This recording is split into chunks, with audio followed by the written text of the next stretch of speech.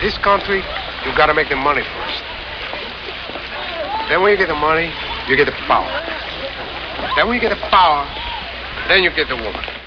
So here's your short version of the podcast this week. I'm just going to tell you right now that every other week I work on every other weekend. So you're not going to get the whole show every weekend like I promised, but you're going to get me. And that's important, isn't it?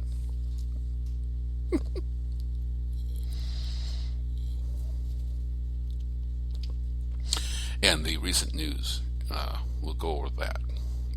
No music, no movie quotes, just me, you, and the news for this week.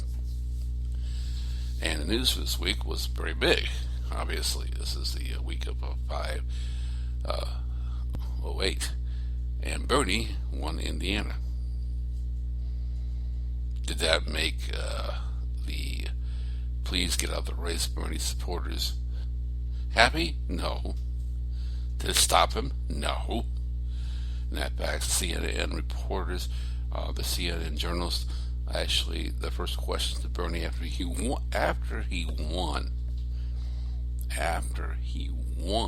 Indiana was, should you drop out of the race for the sake of the Democratic Party?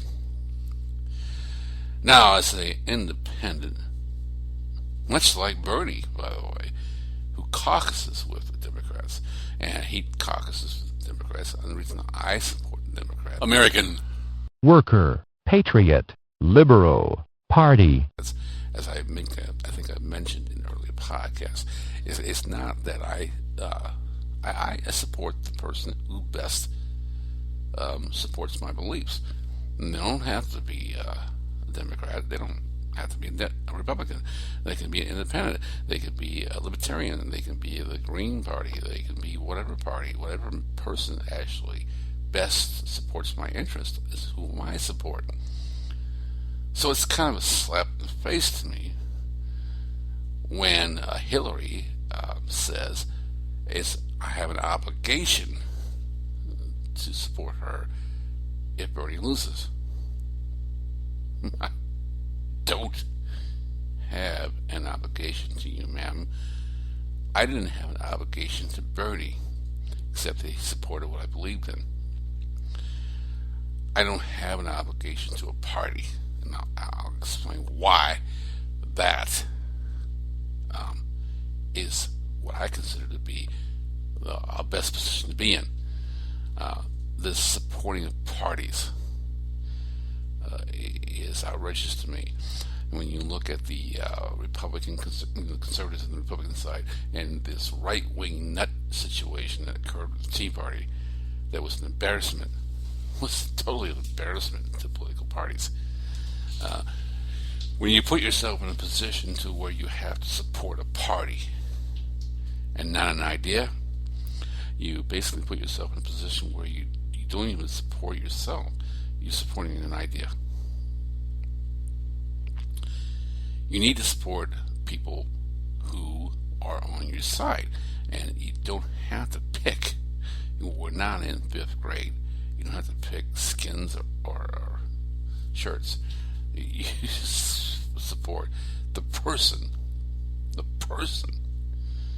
best represents you, and that's why I'm not going to back down on this. It's insane situation with the corporate.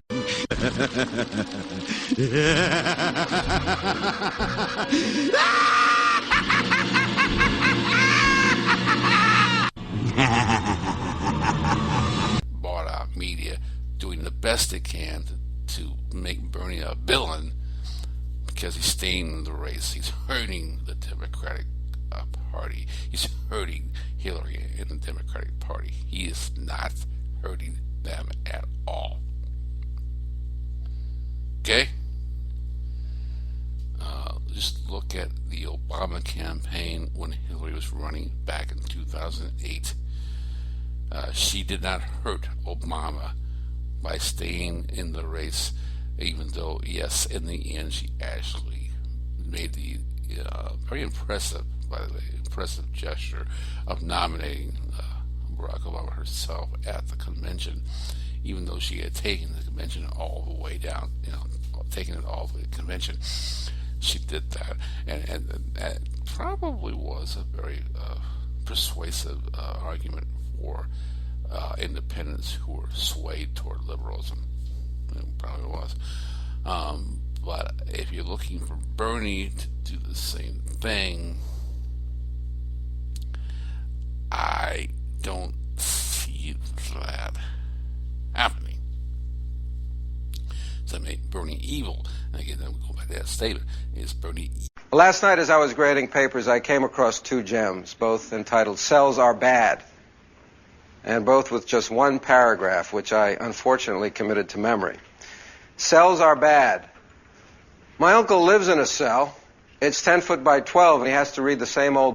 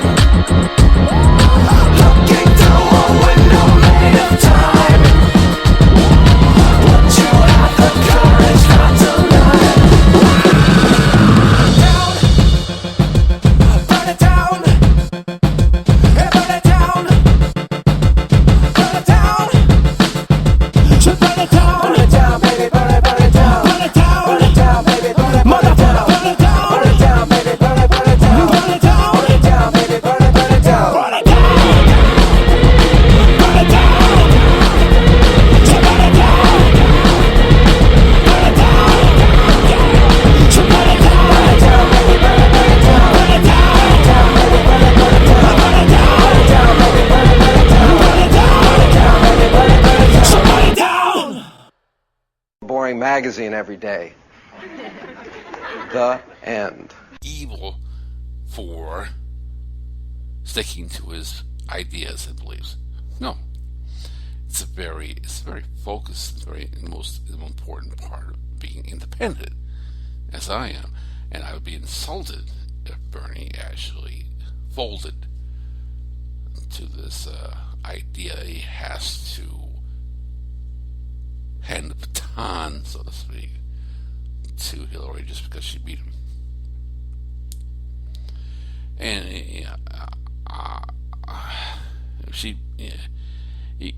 can kind of say, if she beats him fair and square, and I think he's even admitted to this, if he walks into that convention and she has the popular vote and the electoral advantage, yes, it would be very, very selfish of Bernie to actually still fight as if he believed he had a chance of being a nominee, and support is the question here. Should he support Hillary because he was defeated? No, absolutely not. I mean, how many ideas out there have been defeated by populist belief? And in some cases, these beliefs, these populist beliefs, are not, and in the end, potentially advantageous to our economy. It's that old, the people don't know but what's good for them. And I kind of hate to say this, but as I'm watching this election cycle, I kind of lean toward that a little bit.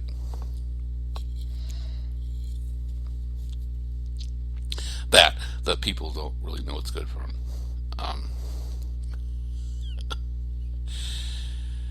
And it's the same as that sounds. It really actually can be backed up with facts more often than not.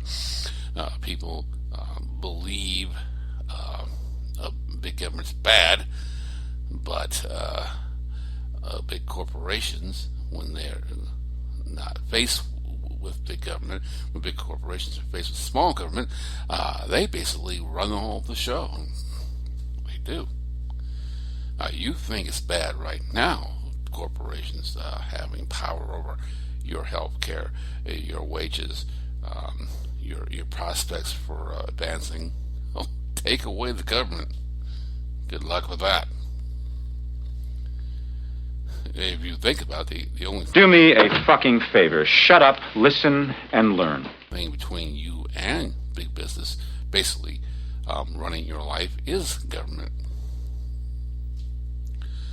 If you don't have government and you just have big business, they control the wages, they control the prices, they control the markets, they control overseas trade, they control taking jobs overseas and giving it to other countries who can get cheaper labor. If you just take the government out of the equation, you just you just will fucking give the corporations the country on a silver platter. You can't do that. So you have to have government in order to control corporations. And that's this fog that we're not given the whole truth to. You cannot trust the media to tell you this. They won't. Because they're owned by corporations. It's like walking into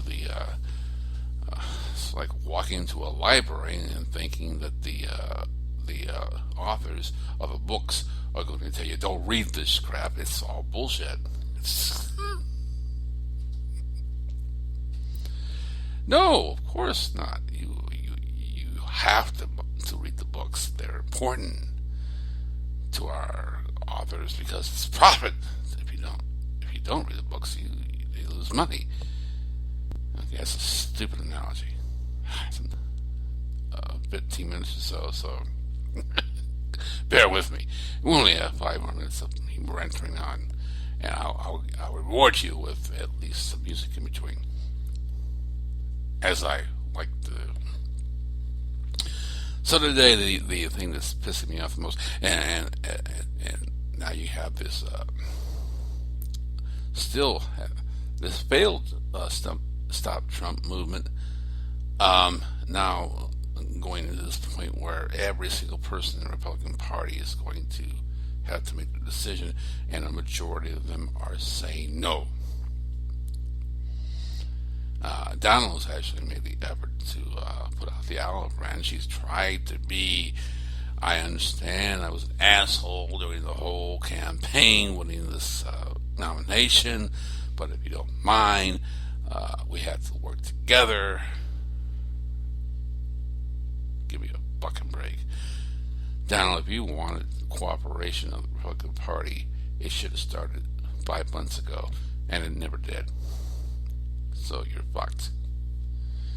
You're basically an independent running on the Republican nomination, and it's not going to be surprising at all if the Republicans nominate a third candidate to run against